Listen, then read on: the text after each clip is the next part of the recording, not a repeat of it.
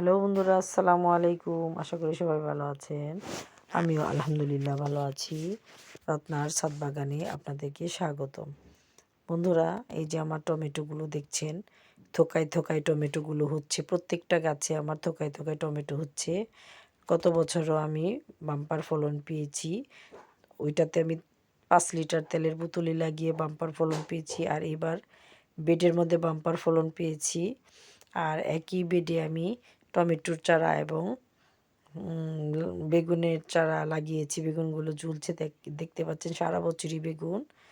বন্ধুরা, আমার ভিডিওগুলি যদি ভালো লেগে থাকে লাইক কমেন্ট শেয়ার করবেন। ভালো না লাগলেও যদি চোখের সামনে এসে পড়ে তারপরেও একটা লাইক দিয়ে দিবেন কষ্ট করে। আমি কষ্ট করে ভিডিওগুলি করি আপনাদেরকে দেখানোর জন্য। সামনে আরও সুন্দর সুন্দর ভিডিও নিয়ে আবার হাজির হব।